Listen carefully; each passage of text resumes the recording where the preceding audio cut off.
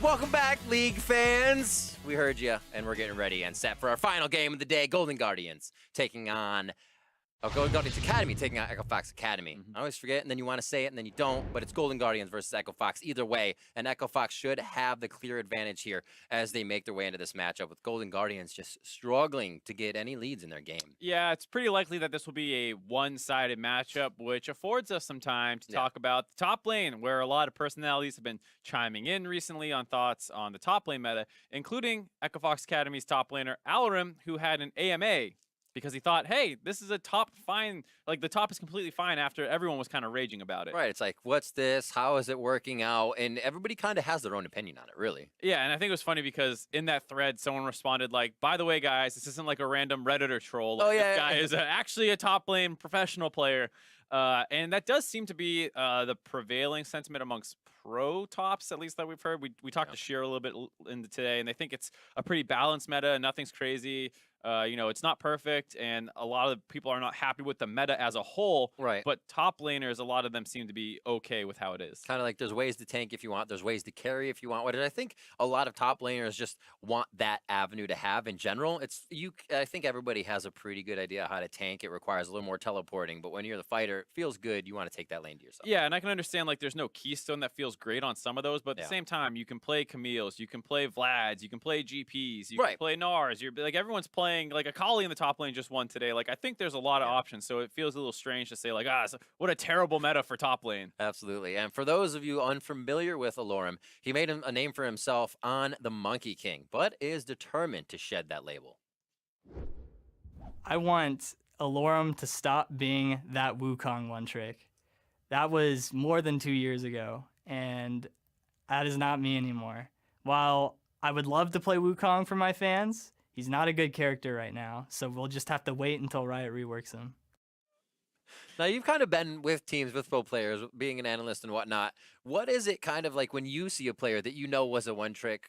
How long did it take to get out of your head, kind of? Obviously, you don't want them to play that, but you see that person and you're like, this champion. Yeah, I mean, like Quas in particular with Swain was just like those two were synonymous with each other, and like we would work it into scrims every now and then. He would like stomp, and you're like, maybe this works, and then you try it on stage one time, possibility. It doesn't work, and you're like, all right, never mind. So you're always trying to find ways to accommodate the one trick, but you never want to brute force it. It is true. It is true. Let's get into the starting rosters and see what we have this time with Golden Guardians starting on the blue side. It is the top lane, Jenkins. In the jungle, we got a potluck. Everybody's there. Bobkin in the mid, Jurassic at bot, and supporter special. Over on the red side for this game, we have Echo Fox. In the top lane, it's Alarim. In the jungle, it's Odd Orange. Mid is Demonte, with the import Lost in the bot lane, supported by Papa Chow. He did great yesterday. Oh, yeah. Your boy, your favorite player in the entire Academy League. But they did lost the other week. That made me sad. It happened. It happened. You're a caster, Riv. I understand it's a joke, but you got to use proper grammar. This is true. This is true. So we'll have to see, like we said, Echo Fox kind of being the favorites in this game. But I feel like that means Golden Guardians, with something to lose, a little less to lose with that pressure. They don't have all of that on them. Go try something. Play some mainstay champions in your wheelhouse and feel good about the laning phase. Get the fights you want. Yeah, exactly. I think it's a similar situation to what people are saying about the LCS Golden Guardians squad, where it's like, all right, you guys are struggling.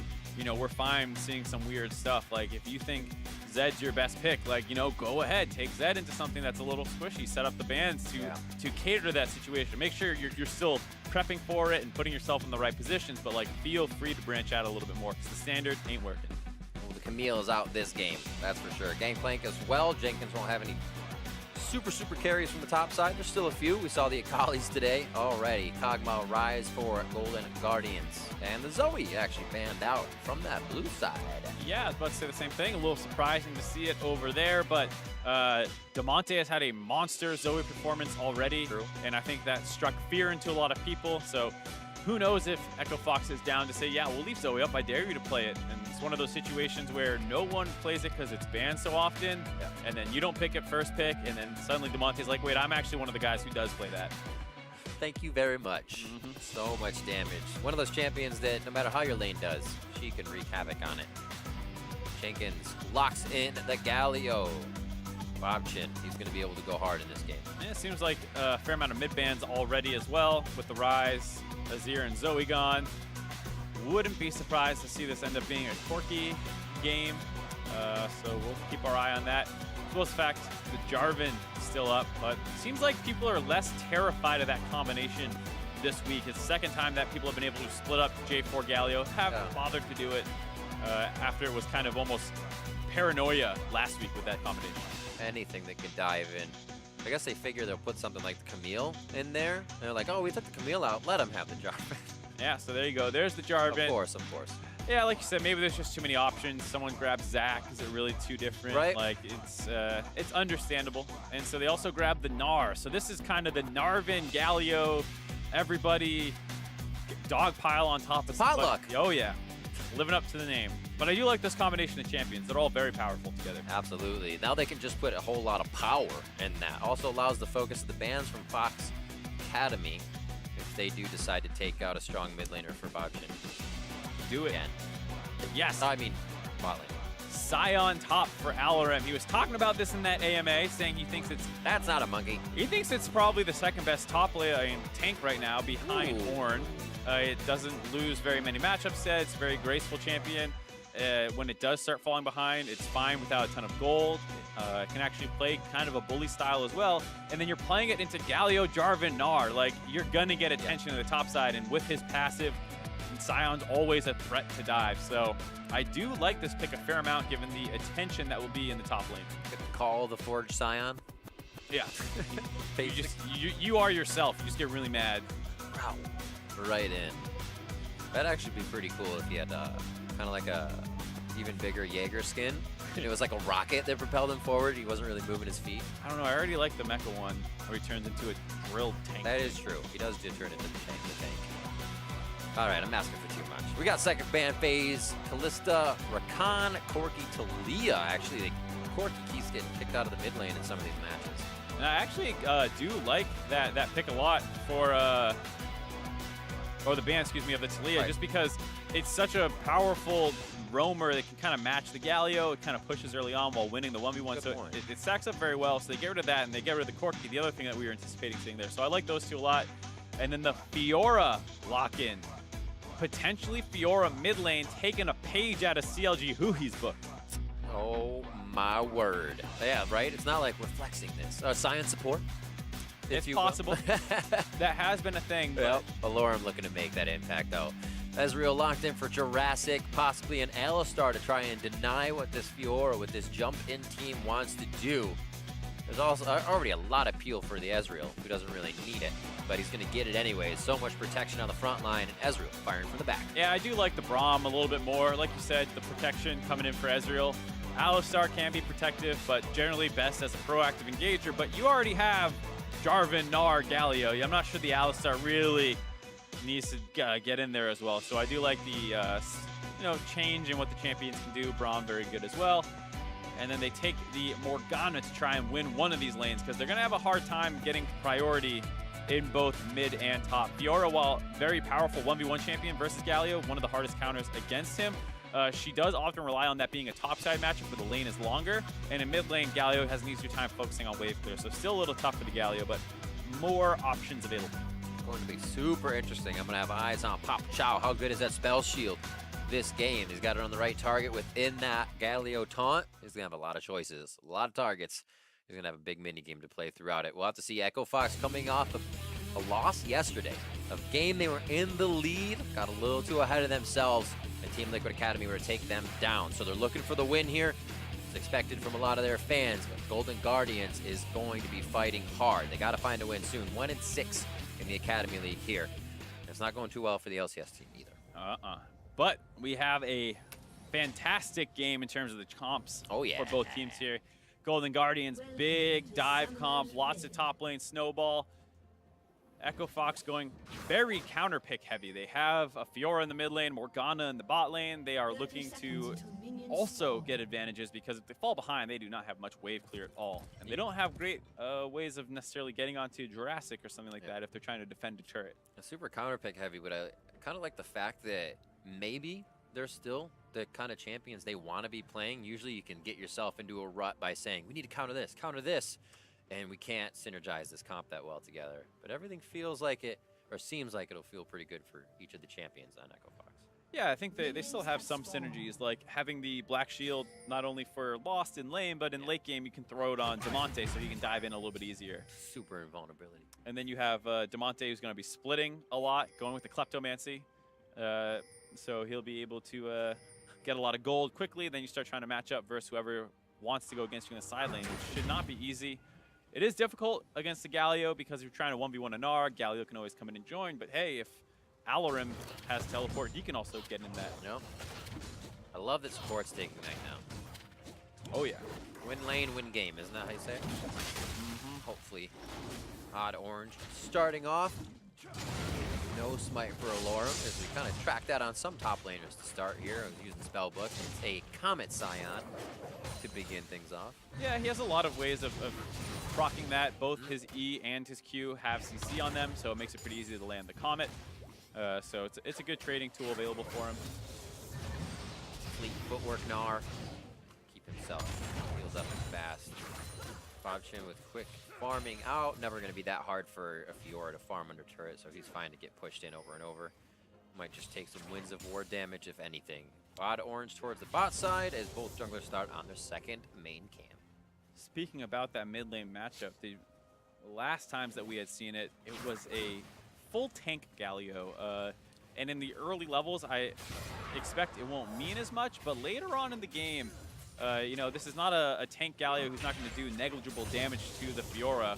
I think you do have to be a little bit concerned about just getting bursted out by a 4-item full AP Galio who teleports in and smashes you. So it's maybe a little bit more concerning, but she does still have the parry and everything, so I bet she'll be okay. And what build are you looking for on Damonte as well? Is there room for that kind of adaptive helm in there down the road, or does that just cut your damage now?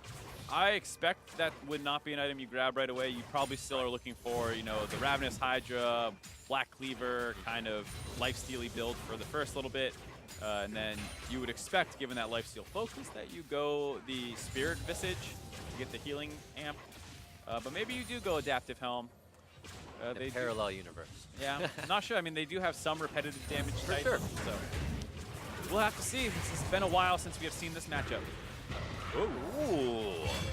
Papa Chow with the long range. Nice stop. A bit of Unbreakable there to save Jurassic a few hundred more HP, but the Klepto is helping him stay healthy, as well as Damonte in the mid lane. Biscuits, Klepto, everything he could ever want, even though he's only got a swimsuit on. I don't know where the pockets, but he's doing it. Maybe he's got a metal detector in the sand. That's right. Drops it out, find it, picks it up. I found a biscuit in the ground. I'll eat that. Let me eat this. 4-minute, 2-second rule. Quick clear. Damonte eats that Winds of War, gives Fobchin a little time to head in. He's nicely got a Vital on the bot side. Doesn't have to worry about too much in this lane right now. So we see Potluck going back. He's going to grab himself up a bit of strength, head back out into the map. Odd Orange as well towards the top side of the map. Very quiet from the junglers to start things off. Yeah, I'm a little surprised. You would have expected to see me maybe a little bit of aggression. People often like to gank the squishier supports early, and Jarvan's not bad for that. Maybe some mid lane action. Fobchin does have a fair amount of setup with his Galio pick, but the Jarvan is not being particularly aggressive. The ping. Danger Will Robinson coming from the side of Golden Guardians. And falling behind slightly across their lane so far without much action happening. They did just back, and that's the CS cleanup for Jurassic, so you can see they're falling behind about a wave so far. It's what you would expect given the you know, counter pick focus that they should be winning some of these lanes. Bot lane, no surprise, Morgana's a famous counter into Braum as the junglers say hello. And Papa Chow has landed a lot of bindings onto Jurassic, making it hard. Because not only does that chunk you out, but it also kind of ruins your ability to CS. Sometimes you can't walk forward and actually get to a minion. So Lost and Papa Chow are off to a good start. And Damonte as well. You see there's a gold lead. TP back. He goes with the Relic Shield. It's very similar to the Gangplank, taking Kleptomancy, focusing on trying to get a lot of health back. or excuse me, gold back. And, you know, Fiora's another one of these champions where Kleptomancy doesn't really fulfill, you know, the idea of what you would think Fiora players want. They want damage, they want 1v1 dueling, and it's like, well, Kleptomancy is not exactly that, but it does give you sustain, it scales you faster, and Fiora has a weak laning phase sometimes, so you can understand why it's not necessarily the ideal rune choice for a lot of bruisers, which is the complaint, but it does actually synergize very well with her. It's interesting when you have to kind of tell yourself to play a certain way. You're so used to damage. The optimal way. Damage on X level, I come back at 5, oh, I can kill him before a 6. And here you have to kind of tell your brain to not go that hard.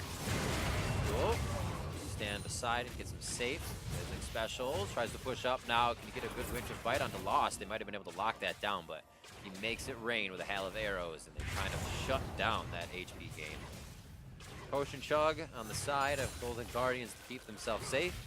Papa Chow just entering this brush one after the other to get these bindings in. Possibly shot down at Drowsic, it just missed. Yeah, and I'm surprised not to see a little bit more pressure down around this bot lane. Odd Orange just kind of clearing his jungle away, happily up on the red buff again. They have really good vision control to make sure if they ever see Bobchin now post level 6 start moving down into the river, hopefully they can spot him out. Galio's level 6 ultimate range is not too crazy, so he will show on any of those wards if he is on his way down. And up in the top lane, this is what the Sion pick wanted to do, just farming it out. No problem whatsoever. A few hits there. Hit on this caster minion should be good. Knocks it out. That was amazing. Trigger the turret, knock it back, stall the timer. I like it. Was able to get the last few minions. And we're coming up on 8 minutes. A small roam from Echo Fox to try and start distributing a few more wards around the map. And Odd Orange is going to contest this red buff. They have the vision. As you just said, they were cleaning it up. Winds of War. Little safety pen created there. Oh, locked up. Potluck maybe having a bit of trouble here as he gets himself in and out of danger.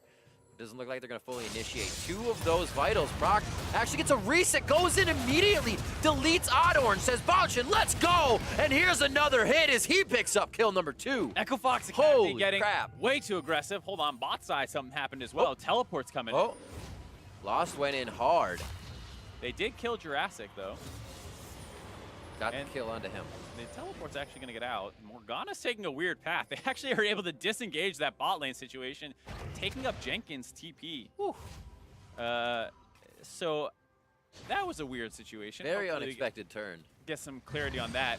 For the jungle invade, Fox just did not respect the fact that he dinged 6 off getting that smite. So they never could have kept going aggressive afterwards, because now they are down a level on their jungler. They have no ultimate to contest this.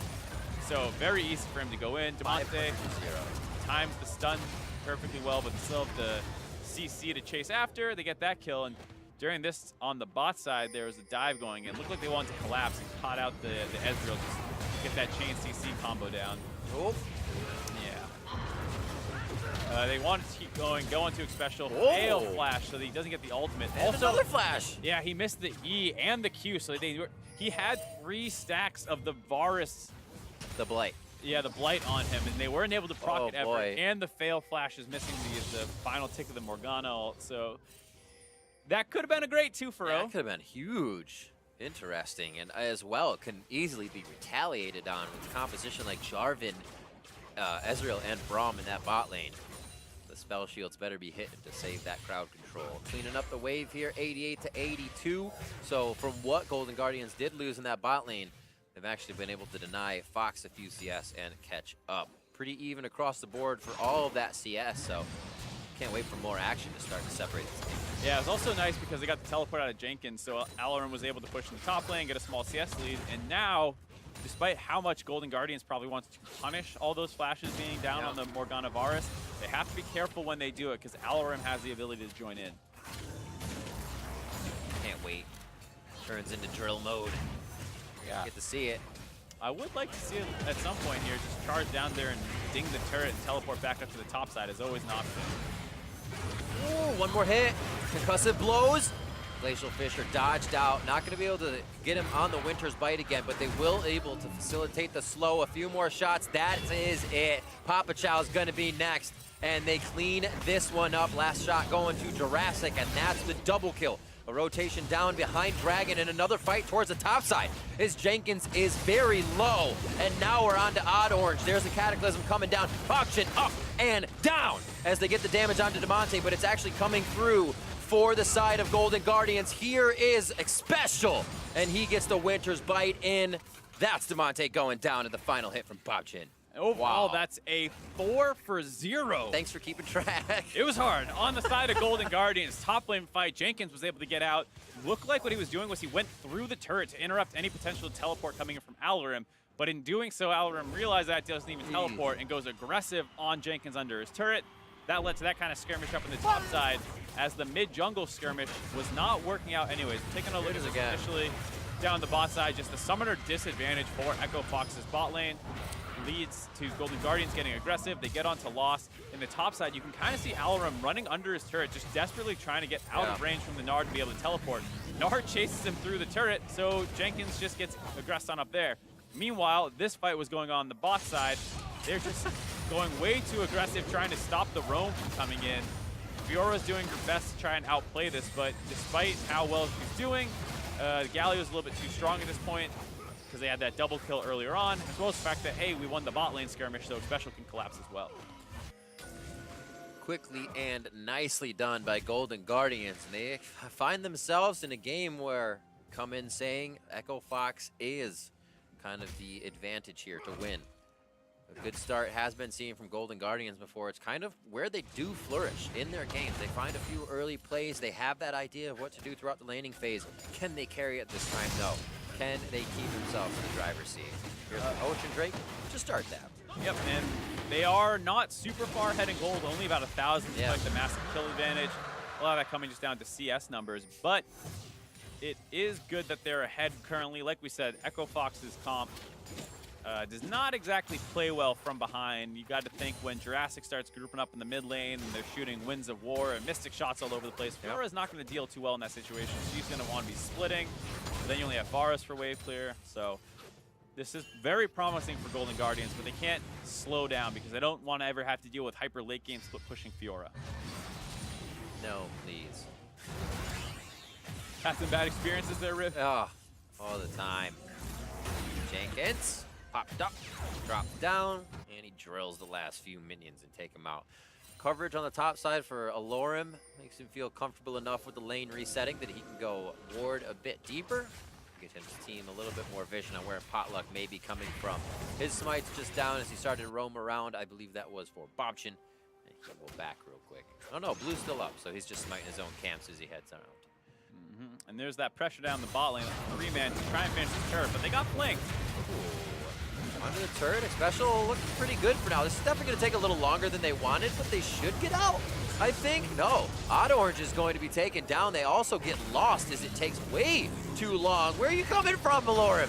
He's able to get out of this one, luckily not hitting anyone on the way through. And that teleport is actually going to cost him a bit towards the top side. Jenkins did use his, but it looks like he'll get there first, and the bot turret. Yeah, good play by Golden Guardians, punishing Echo Fox from getting a little bit of tunnel vision as stuff's still going on in the mid lane. Nope, never mind. So it was weird because Special had sat in the brush and waited for them to start 3-manning the turret before wrapping around from behind. And it didn't feel like Echo Fox knew whether to focus down the turret or focus down Special. They ended up doing both, which lets Lost get chunked out by the turret as he was tanking it. The teleports come in late. So here you'll see they get really split focus where two people are going on to Special. Lost is just getting auto-attacked by Jurassic. Doesn't actually finish the turret off and has to run forward. He's almost dead. These two teleports finished way before Alarim's able to get involved. So 2 kills instantly over. Special loses his life for it. Alarim scoots out of there, but they do lose the bot turret. Here we go. He is out. So another pretty good fight here for Golden Guardians. They're going to go ahead, get that blue buff finally relayed over to Bobchin in the mid lane. Eyes on Odd Orange, but they also see Potluck, so information on junglers is given out. And lane swap. Now that bot lane's taken out, we're going to have Jenkins just farm that one out against Alorim. Haven't had any initiations from him. We'll have to wait until we get the train on the tracks. Papa Chow and the rest of the team to guard top now. That's some of the team. Some. Jurassic has become strong enough now at almost 2 completed items that it's worth playing around him. So you see a ton of vision control focus up on this top side. Make sure that he's safe on this Ezreal to pressure Bob Chin as his ultimate, so that you can expect them to try and probably force another play down around, or up around here, I should say now, as the dueling's on the top side. Where will they go from here? Not too many wards on the Rift Herald. Just seems like they want the turret first, in and out. Could be a big fight if they get DeMonte in there cutting people up. Even though he's 0-2-0, can still make that solo play. And there is a hit. Odd Orange not having a great game. He is getting, I believe, like 4 out of 5, maybe 5 out of 5 cataclysms already that Potluck has thrown out, and not finding himself on the living end of these. That one gets himself to safety, but they are still losing constant pressure around the map. Yeah, it's one of those situations too where those cataclysms start going further and further on your side of the map. Yeah. At first they were in Golden Guardian's jungle, getting punished for being too aggressive. Then there was one in the river, then there's one in the bot lane, and now you're in your jungle.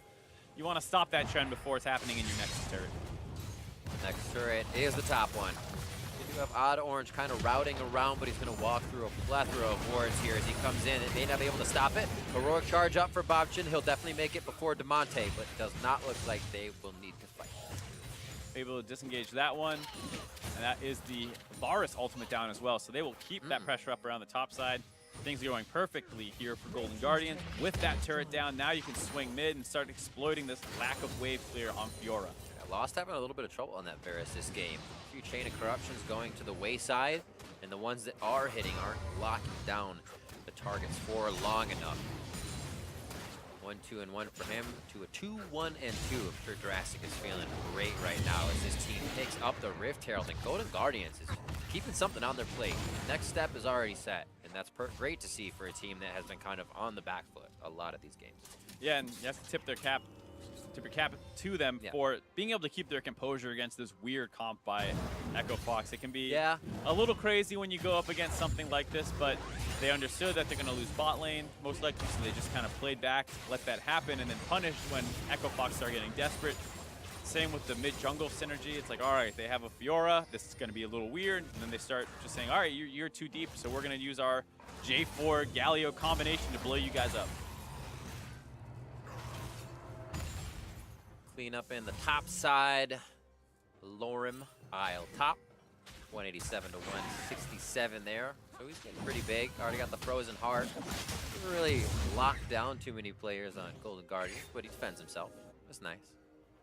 Yeah, a little surprised to see that one. Maybe another armor item would do better, but Cyan does enjoy the cooldown reduction. Very true. Help against Gnar potentially in the side lane. Oh, that is true. Gnar beating on him with a little hyper attack. Yeah. I get it. I get it. Back on track there. So, a river being cleared out now. Golden Guardians keeping wards on the map. Oh, Pollock gets drilled, but he buffers the flag and drag first. The crowd control follow-up is immense, but so is the knock-up coming in from Golden Guardians. Can they solidify the fight, though? Too many targets left and right. They find the priority ones. Lost. Odd Orange down. Oh, DeMonte flashes forward to the fight, but Jurassic's able to get him on the back side there. And now they're on to the jungle. No, sorry, Alorum on the top side. He goes down. Once that Iceborne Gauntlet starts hitting, Jurassic has them in his reach. And a great fight by Golden Guardians. Huge 4-for-1 that started with Echo Fox thinking they had finally found the angle to engage on, but Bob Chin's Galio is huge. Comes slamming down in the middle of that fight to knock everyone up. And then a little bit of split focus as some members of Echo Fox chase down the back line, and the rest try and kite out the Fiora. Maybe could have kept a member or two alive, but still a great fight out of them. And the Ezreal is officially online at 5-1-3, getting a ton of cleanup kills in that fight. They grab the mid turret. They're going to get their second dragon of the game. It is interesting kind of watching what has to happen for Echo Fox in these fights. I mean, when you're Fiora, you hit a proc on somebody, you almost want to chase that vital, right? Instead of start new, find a Gnar who's huge, you're not going to rip him down. So we see all the way to the back line, DeMonte was hungry for that. You are right in the separation here for Echo Fox in their fights. Maybe a little more coordinated next time, and we'll see here how it happened. And it looks like a decent start to the fight. Lots of members are getting dropped down very quickly. Potluck instantly bursts, and especially looks like the next target. But at this point, you really can't afford to focus down a Braum, which is what they kind of keep doing here. He ends up But living one for, more hit. But one more hit, more hit. exactly. He gets him. Eventually finishes him off, but all the priority members of the Golden Guardians are still alive. All 3 laners are just pumping out the damage. And it was a nice idea, like we said, but they're so far behind right now. The straight 5v5s are very difficult to win. Still like to see it. Might be the wrong call, but everybody in on that call for Echo Fox as they tried to get the fight down. That means they're still trying to put their foot down. They have to stop Golden Guardians, something they probably didn't expect to have to work with this game. And they're being thrown off a bit. And Jenkins here. Yeah. Having a bit of a tough time with the Fiora. This is one of the concerns with the comp is that Echo Fox's win condition is not just 5v5. They can always rely on the Fiora, who was able to find a kill in that fight. 2 items completed, pretty big, actually more items than Jenkins. So that Kleptomancy, making sure that despite the rough start, he's still pretty on track with gold. Yeah. It's just knowing that you'll get there down the road. He's doing good for himself. Now, I keep looking at Alorum on the top side and thinking it's Demonte, and I'm like, Frozen Heart, Fiora, how are you pushing? That's not the case. Hard to train your eye to see Fiora and think mid laner. Yeah, I guess it'll be happening quite soon here. The back we see coming in from Jenkins. Looks like Alorum will take that time, as he already has the wave still pushing in his favor. Fight a quick crab before he goes by. It's also a situation where it might be hard for Echo Fox to kind of face check Barons. You want Alarim there for them, but they're trying to do this 1-3-1 setup. So if you're just sending Odd Orange in, who's pretty weak, all things considered at this point in the game, 22 minutes in, no Warmogs. That's a tilter. That was the last second. He was already up in the ground. Yeah, usually you see on Odd Orange that same thing as we get from Potluck. You have your Warmogs out, you're a little bit tankier, and you still only 2 items into that. Still sitting on 1 item itself. Yeah, if you do have the Morgana Black Shield, which can make it a little easier to face check things, but it's true. He definitely has to be buddy system now, as he is with Odd Orange. Just getting harassed for red buffs, harassed for everything as they can't get around their own map without being in vision. They're a quick ward. Gonna go ahead and leave it. That's a good ward, they said. It's a nice ward. It's a nice ward. I respect that ward. Doesn't make me angry at all. I'll leave it in my red buff. Ooh, wow. Oh. Okay, Demonte kind of reconsidering this. He'll heal up on it, but he can't take that consecutive damage over and over unless he's all in on the fight. No bar for Jenkins and no more pressure on the map, so maybe we will get that 1v1 as time goes on. It's interesting to see because one of the things that Fiora generally does well in these duelist situations is sustain up, especially with their build, but Fleet Footwork and Ocean Drake for Jenkins means he doesn't quite get poked out as easily as you might expect just by seeing a Gnar with throws him out Black Cleaver. Where is Lost at? 2-3-2. Got a few kills for himself in that last fight. Building up now. Wits End. Rage Blade has to be in the fight for a bit to get that amplified damage. Ezreal looking big. Jurassic level 12. And ready to keep those Mystic shots coming in from the side of the fight. Roaming with it special. Looks like they will stay safe. What do you feel like Golden Guardians' next move could be on this map? Knowing they have the mid, but do they go somewhere else to kind of route Echo Fox? Oh. Demonte pops his ult there. Bluffs and engage, just wants to push the wave. I think you want to play it around Baron, just like you're doing here. It's still tough, but just any kill you can get is a good kill. Doesn't get too far off the ultimate, but there is quite a bit of lockdown. Alorum all on the end of it. He gets himself to safety. Attack after attack, pretty mitigated by the adaptive helm. He's got himself now on that Frozen Heart. So 2 big items for him. The initiations may kind of be able to continue for Echo Fox once they have those ults. They just have to find their targets. They got the tanky members. Are they tanky enough? See the power of that Scion. Haven't seen it in a while, but despite kind of getting jumped on there by 3 members of Golden Guardians, did not drop down particularly low. More armor even in that inventory for himself. Make sure Potluck and Bogchin do not take him down. I'm sorry, Potluck and Jenkins do not crush him down. 12-4, 25 minutes in. Not actually a spot we've seen Echo Fox in too often. They'll control the early game, have control of the mid game, then kind of work off Demonte having a decent mid game. Early game to mid. Yeah, I think that's good to point out that Demonte generally feels like one of the key members in the team situations, but here he's not with them at all. He's completely split off doing his own thing. And now with the Bramble Vest on, making Demonte's 1v1ing a little bit more difficult. Mega Gnar into the wall, wallop, a good set of minions there. Oh, the train coming down the tracks. A nice hit in. That would have been a stop by Pollock as well. Damonte's forced to run from the fight. He says, thanks for the help, but I cannot stay to play. And Alarum looks like he'll be going down. Is he found actually by Jurassic? No, Jurassic stops, kiting down towards the bot side. This will take a while. This is what you were talking about before. It took him a little bit to do a chunk of health to Alarum, but they will now start to position a bit towards the Baron, but only grabbing vision there.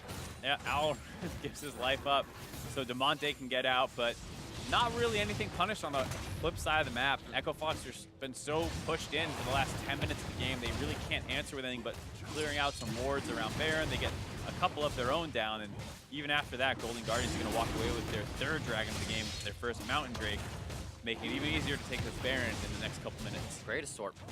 I like it. I just need an Infernal. Unfortunately, not going to be an option. 3 of any 1 dragon in a game. We aren't hitting that at all this time. Won't has the time. And Damonte tried to go up to the top side since he knew they were going to be on dragon after killing Alarum. Got some good damage on the turret, but the bot lane rotated up in time to force them out of there. Ooh. Damonte hiding in the brush. And if this night's games were not enough for you, make sure you catch the EU rebroadcast up next for the EU LCS. League of Legends continues all night long. It doesn't have to stop here at twitch.tv/Riot Games right after these Academy games. So be sure to keep that on and rolling to see what happened on the other side of the pond. League fans never sleep. So there's always a game on somewhere to watch. Well, that's one thing I love about League. Like, you can watch any football game at night, but you're not going to go suit up. And this is any sport, not just football. Like, you can go outside and do, like, tackle plays and stuff, right? But if you see Faker in a game, you can load up League of Legends and go try to do what Faker just did. That's what I love about it. It's accessible. It's right there. Just like you said, you never stop. Yeah. I know exactly what you mean, Riv.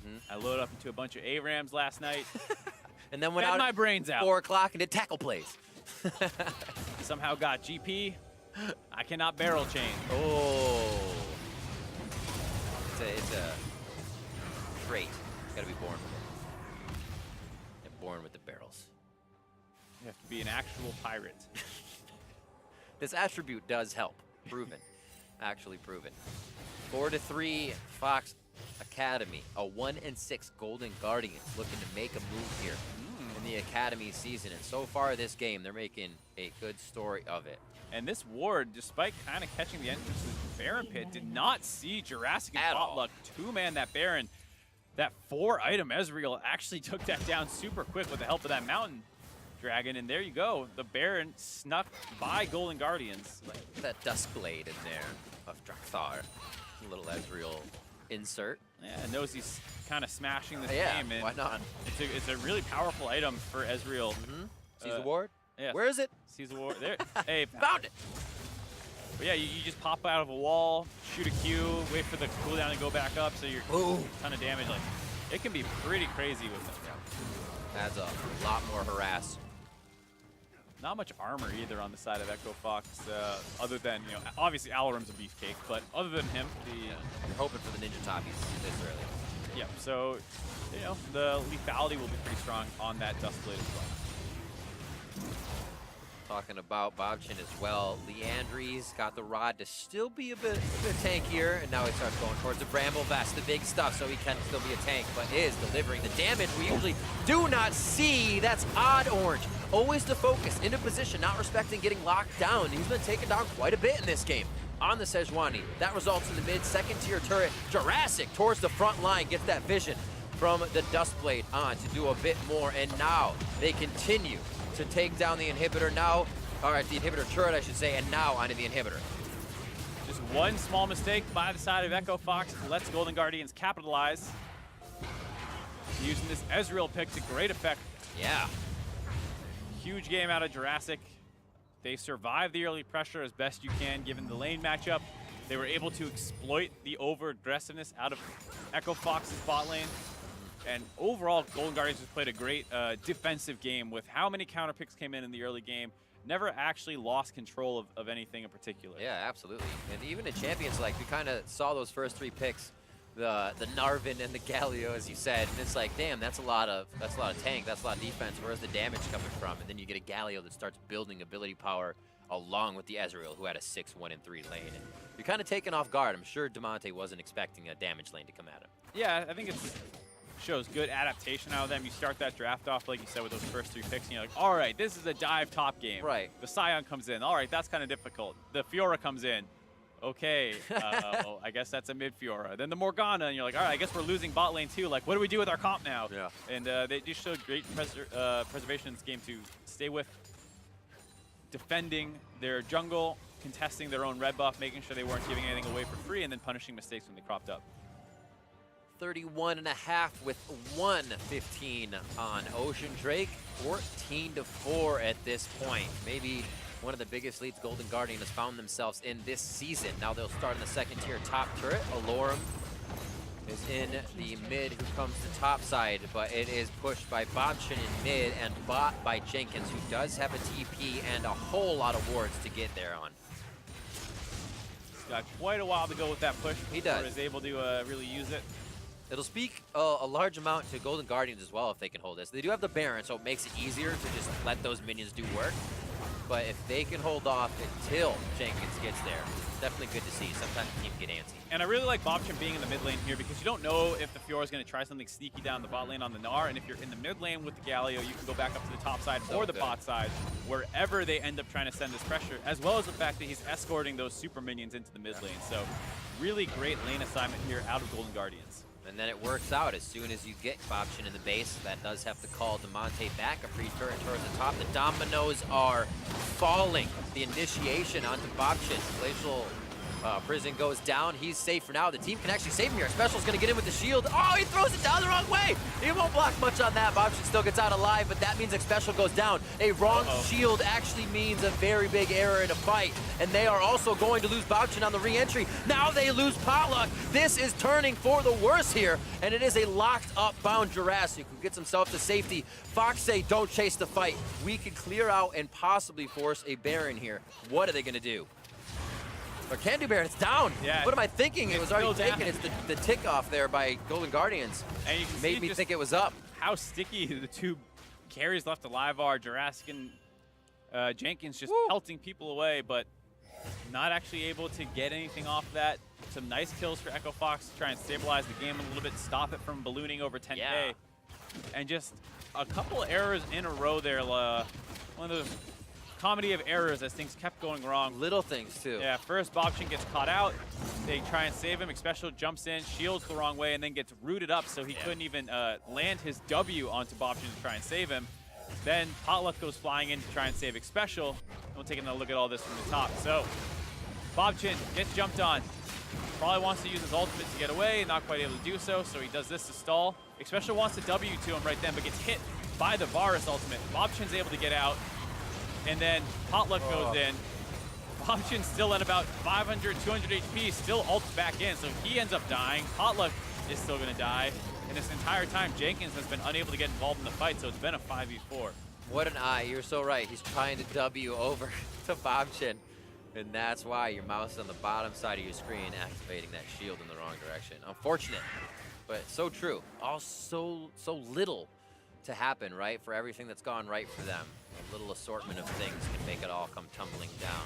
Not terrible. They still obviously have huge map control with the amount of turrets they have, but they have to do a little bit of work, and they cannot make that mistake again.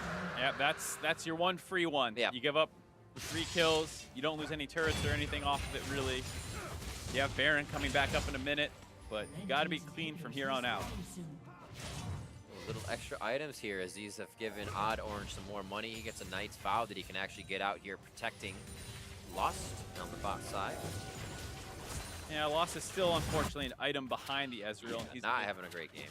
still going to be the main threat. I mean, Damonte got his Steric's Gauge now, trying to get onto his Bloodthirster, but struggling to have an impact against Jenkins. Ooh, there's the hit. First one didn't do too much. Second one, he felt it. Yeah, the damage between a Vital proc and not is pretty substantial. You don't say. Fiora looks like she's tickling him. Then, oh, there's 5th of his HP. Slap on a hand, I cut off a finger. Oh man, that escalated quickly. Baron is alive, and things will escalate as well on the Rift here. 36 minutes on the clock. This always comes down to the ward fight, but it might come down to that Baron jockey. Yeah, we see Odd Orange has that elixirs. That's a powerful Q. That's a Duskblade slap in the face. Echo Fox trying to fight for vision control. They're using that big pig with the elixir on. Get that bristle to the good positions. And it is very hard for them. Like we said, their engage isn't great. Like, you might have a max range Sejuani ult to try and snipe out Jurassic, but Alarim's ult is a little too slow and telegraphed to really have a chance to land onto the Ezreal, so. He's the 6-1 and 4. You know, remember, you need to focus down, and it's just tough to find a way onto him. The thing that looks so good, too, is you think about the crowd control from Echo Fox. It's just all line shot. One guy gets caught, he's going to have to die. Chain of Corruption, Dark Binding, Glacial Prison. It's just not there. They can't find the follow-up. Demonte getting turned on here. Magic Shield not going to help you too much here as your vitals are getting procced left and right. Finds a way to dive out of that fight, but also pulling Fox to the top side of the map, giving them a possibility for Baron. It is question marked for Golden Guardians. Golden Guardians, you can see just how much losing that one fight meant to them. They're already, you know, way more back on their side of the map. The side of Echo Fox has complete control of the top side vision in their own jungle and a pretty good grasp on Golden Guardians, and that's so different from how this map was looking just a couple minutes ago. Kind of in those flows, you see Golden Guardians doing so well. Kind of what is that main thing that happens? What do they become so afraid of? It's the wave position, it's the map position. What kind of changes? It's one of those things where, you know, the grip just loosens a little bit. So when you're ahead, you have the Baron buff, you're pushed in, vision control, waves are on your side, and you start losing one of those, and then they can start fighting back a little bit more, as well as the fact that sometimes there's also a psychological element to it where it's like, oh, we messed up, everyone play a lot safer, and suddenly your tanks aren't frontlining, all manly, not scared of anything, and then it's harder for Ezreal to walk up and land Qs, and it's one of those things that's just a big chain of events that just starts from losing a single fight. They will start the Baron. Vision is denied as it doesn't look like there's too much want to check it. Papa Chow going to throw a few things over, but they're going to realize they're a little too late. Now Golden Guardians back in a driving position here. If Echo Fox cannot get these waves pushed up, that's what they're trying to do. Good force by Golden Guardians there. Still very hard for Echo Fox to really compete with this. And they're doing it as a 5-man. They're basically saying, Fiora, you know, you have a long, long way to push down that bot lane. We think we have time to get this Baron buff. And they did, so good shot call out of them. Now they're willing to recall people. Weird play by Fox here. They wanted to shadow Demonte because they figured Golden Guardians were going to collapse there, and Golden Guardians just charges up the mid lane instead. So it's going to be a free inhibitor basically on the side of Golden Guardians. I just call it a recall party. They all wanted to go by red buff. Recall. I don't know. I was wondering the same thing, but you were right. They tried to back up Demonte and thinking that Golden Guardians wouldn't run down mid. Yeah, it's like, meet me on the roof for the party at midnight, and then you get there, and it's like, where's the party? Change the locale. Yeah, it's actually your inhibitor. Top lane now, they don't have a turret to get behind, but they have a big wave to push through. And it looks like that will be set up by Echo Fox on the other side. Back here from Demonte, so Jenkins will be calling that. Watch out on a bit of initiation here if Demonte gets in range. Yeah, but you still have to be scared of those bindings, like you're saying. That chain CC threat is very, very dangerous. But they have basically 3 tanks for Jurassic. You have Promise. He's the one getting the chain CC right now. Oh boy, right on the front side, especially gets taken down before he can move. Everybody getting an assist on that. And I said, Demonte's coming back. They might want to fight. Jenkins has to relay that, and maybe he did, but Echo Fox is acting too fast out of the base. One goes down. Oh, he puts himself in the frying pan. That's not going to be fun. That's Bobchin going down as well as they lose Potluck. That is the second fight that they've lost 3 for 1. The same 3 members dying. The double J players of Jenkins and Jurassic alive. And you have to kind of throw some shade at Jenkins here. Unable to get involved in either of these situations until they're already, you know, kind of decided. I mean, he had the teleport. Teleports into the bad location, has to cancel it. There's no reason that during Special's chain CC situation, he couldn't have started teleporting in somewhere. And now Echo Fox have control of this game. Kind of the gold lead has shrunk down to about 3,000. So they are slowly getting back in the game. Demonte is becoming a bigger and bigger threat. They weathered such an early game storm. Oh, let's see how this turns out. He gets the jump in to get himself to safety, but that procs out Meganar as well. Lost and Papa Chow were just getting hit up in the early game. Playing it safe after that from Jurassic getting special. What a game it's turned out to be here. 40 minutes in. Elder Drake's up. Taken down to about 75% before Echo Fox says, okay, we found him. We don't necessarily need to do it. This gives Demonte a nice push for the top star. Yeah, this is more about just pulling them away from Demonte than really wanting this themselves. They have no elemental dragons. Golden Guardians Academy has 4. So there's no world where you ever want to go into a 50-50 smite there. That's what this chance? This is we're going to do a little lesson in pros and cons. If you get it, you get a 45 damage burn. If they get it, they get like a 200 damage burn. Now you're pushed into it, teleport in. Demonte leaves the top side, goes down behind Red. They don't know where he's going, and Jenkins may have called that once again. Here comes Demonte. He's got Jurassic in his eyes. He sets up for the True Shot Barrage, and he's still going to be on him into the fight now. You see a lot of damage on Debauchery as he tries to set up the taunt, tries to set up his shield. Block gets down, keeps himself safe. Demonte now the target. Jurassic tries to kite out, but it's just been too much of a route. Echo Fox had eyes all over the fight and knew exactly what they wanted. Big props to Demonte there. He had his teleport up after that last fight, so he's able to get around to the backside of the fight. It looked weird with just Alrim ulting a tank from the front line, but he was trying to distract Jurassic from realizing that the Fjord was wrapping around the backside, and during that time, both front lines are caught up with each other. It's basically a 1v1 between Lost and Demonte. No one ends up winning it though, Demonte and Jurassic. That ends up stalling out until Lost has melted through the front line of Golden Guardians. He's able to join in and help finish them off, and here we go. Here we go, Riv. Oh, man. We're in for a game. Is it happening? Echo Fox holding out. Make themselves much bigger now. Jenkins is going to clear out the map, make sure they only have to push lanes and try to get himself a little bit bigger. They're taking a breather right now, considering what happened, discussing the fight, hoping that does not happen again on the side of Golden Guardian. Yeah, so as you see here, Odd Orange and Alrim kind of throw themselves in, and they start just a big dog pile on the other side while Jurassic was trying to deal with Demonte.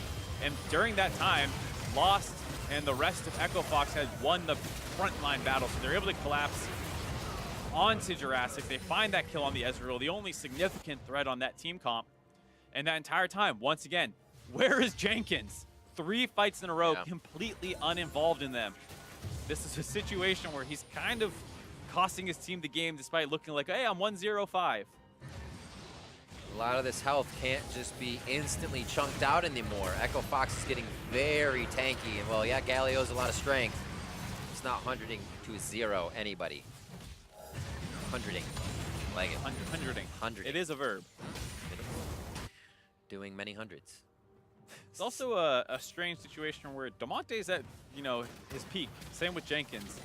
There's a couple members who are 100% maxed out, but then when you look at the side of Echo Fox, their top jungle and support are still waiting on a lot of items. So their front line can become much stronger from this point out. Yeah.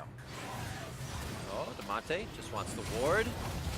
5-on-5 in the mid lane is just Jenkins coming over from the left wing here. Actually, Demonte is going to start peeling off, so he'll swip swap with Jenkins. Is seen on a ward, so it doesn't look like he'll try any 007 missions as he goes through.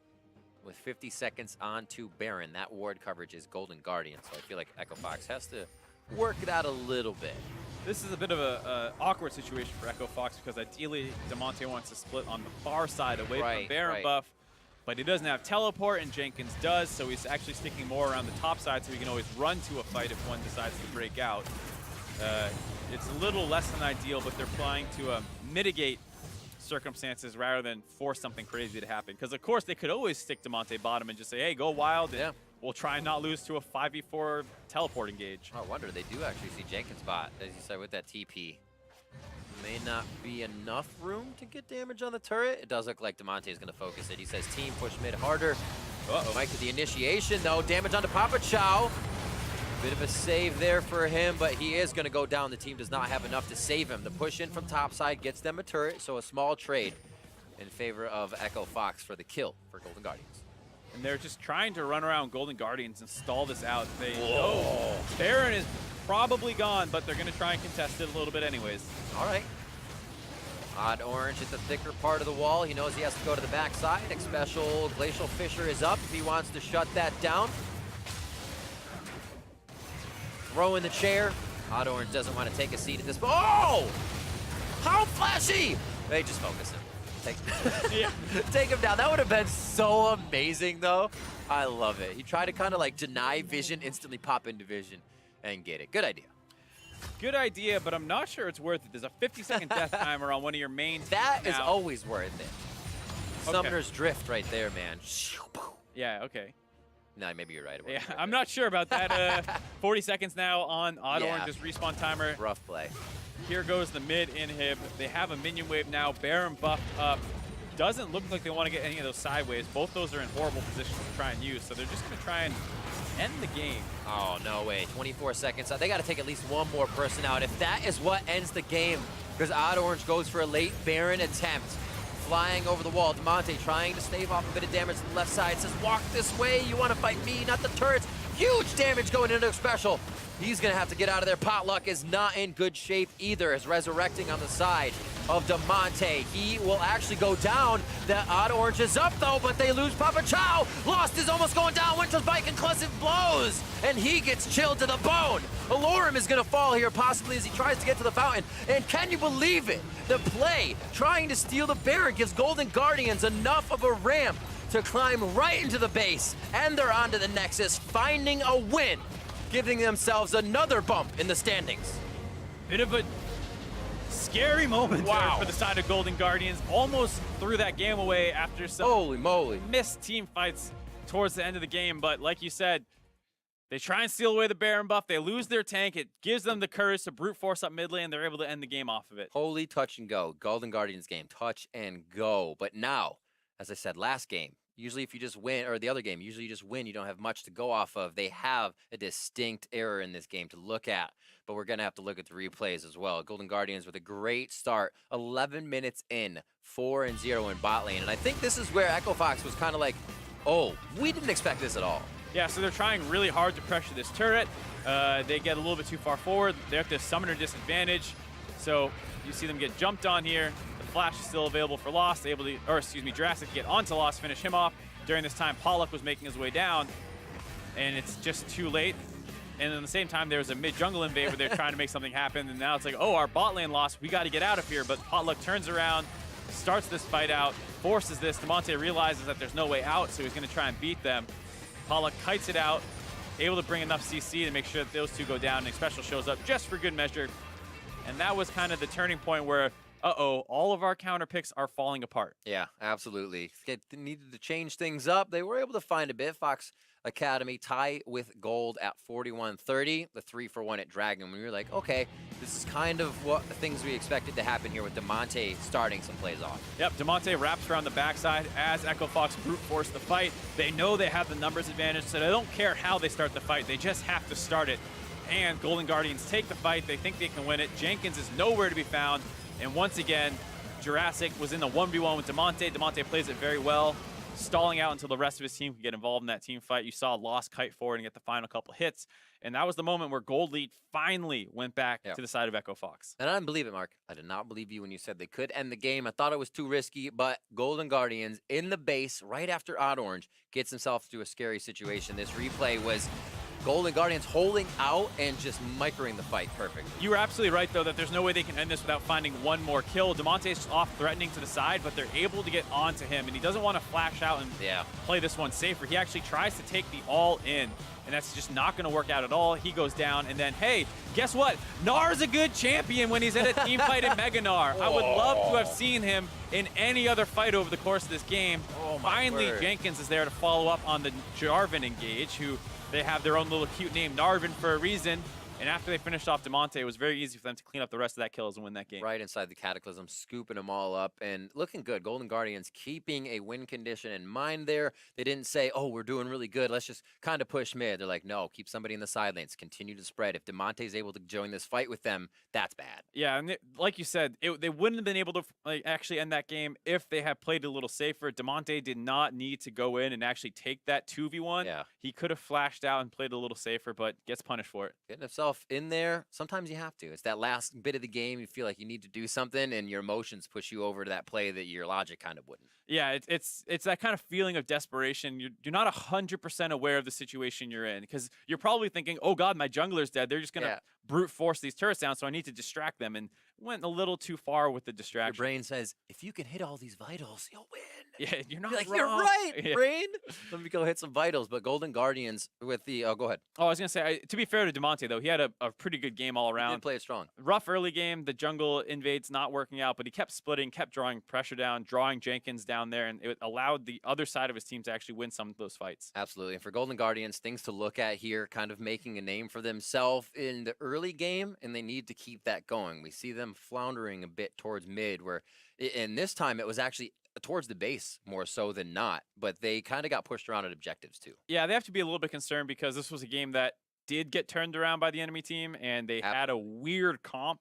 And it's the kind of thing where would you have been able to win this game if they didn't have that weird comp? Because you punished it very well in the early game when they should be their strongest. And then the late game team fights where you should be your strongest, you start struggling a lot. All right. Well, to hear more about that victory, I'd like to welcome Xpecial to the broadcast via Skype. Congratulations on the win and welcome. Thank you. It was quite a game. I don't really. Yeah, what were you thinking? Yeah, it's exhausting. Just in Champion Select, what were you thinking when you saw that composition? Yeah, so we knew that Fiora was a counter to Galio, and we didn't expect them to play it, but it didn't work out for them. They kind of lost early really hard, and then we had a really big lead. But it was funny because the times when we were supposed to win, we did win, and then it hit the mid game, and we had a huge lead, and we just kind of threw. And then late game, when we were supposed to kind of falter, we managed to come back and get a good catch and managed to win the game off that. So talking about some of those mistakes, what do you think was going wrong? Was it like a communication thing? Because a couple times Jenkins wasn't able to get involved in the fight. Was that like you guys being too far forward or the enemy team just punishing a mistake? It's a bunch of stuff. I mean, our team has a lot of really inexperienced players in playing professionally, and we lack a lot of communication. We lack a lot of information. Our quick decision-making per person is pretty mediocre, and that makes it really hard in these late game situations where each person kind of has to think for themselves. And because of that, people often are out of position, get caught. It was both sides too. Like at the FOXA, obviously, the Morgana got caught towards the end. Like it's the same thing. At the LCS level, people have to make these decisions faster, and they're better at it, and they're more used to not getting caught. But at this level, there's a lot more that sort of thing. And yourself in kind of a veteran position as you took the support spot on the academy team, how do you kind of deliver that information? What's kind of the fundamentals that you want to get them to start learning to make those critical thinking plays or just kind of be on the right track? So a lot of that is through repetition. It's playing a lot of these situations out and messing up and going through the motions.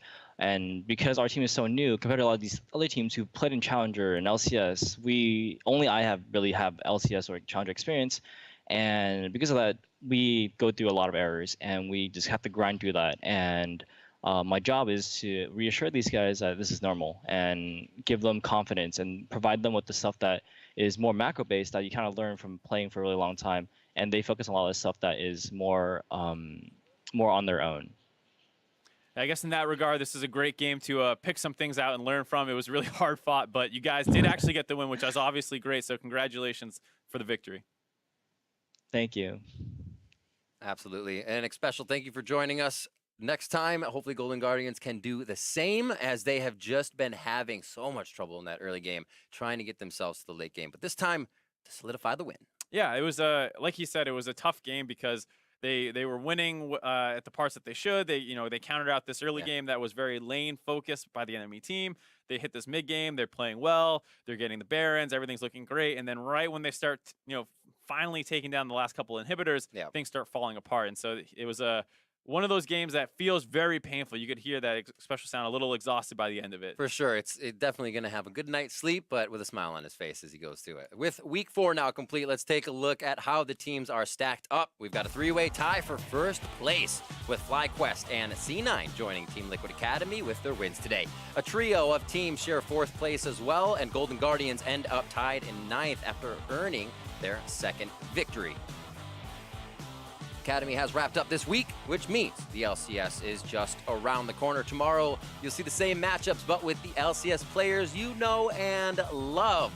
And it actually should be pretty good to start off the week, or start off the day. Clutch Gaming doing pretty well for themselves. TSM trying to find that footing.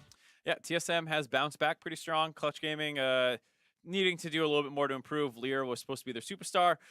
Not quite fulfilling on that promise right now. Yeah, very true. He could be here soon, though. Now, if that's all too long to wait for, coming right up is the rebroadcast of this morning's EULCS matches ahead of their live Day 2 broadcast starting at 8 a.m. Pacific, 5 p.m. Central European Time. Now, for myself, Mark, and the entire Academy crew, thanks for watching, and we will see you next week.